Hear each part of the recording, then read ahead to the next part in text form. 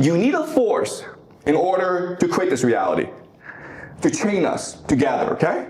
And this force, of course, is called the American Empire, or the Empire. Basically, just the military.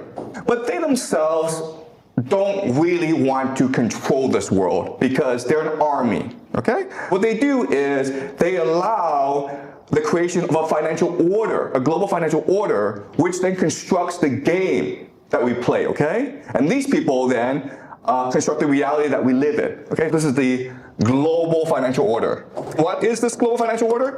Well, at the very top is something called the Bank of International Settlements in Basel, Switzerland, okay? The central bank of central banks. Below them is the World Bank, the IMF, International Monetary Fund, which controls the rules of the global financial order. And then below them are something called the central banks, okay? So the Federal Reserve in the United States, the the People's Bank of China in China, okay? The Bank of England in, okay? So together they create the global financial order. And what is the global financial order? It's just to use the US dollar as a main mechanism of wealth extraction and wealth storage, okay? Really simple, the US dollar.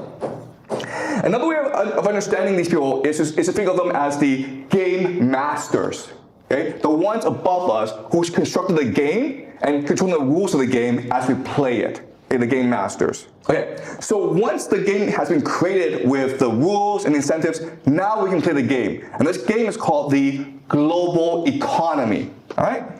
So when China trades with the United States, when you go off to Europe on vacation, you're all participating in a game created by the financial order, okay?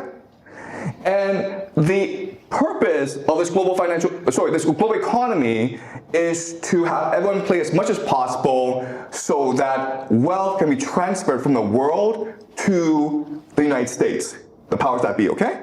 And they do this through two mechanisms. The first is the US dollar. So every time you use the US dollar, you're actually paying a tax to America because America has the power to print as much US dollars as it wants, okay?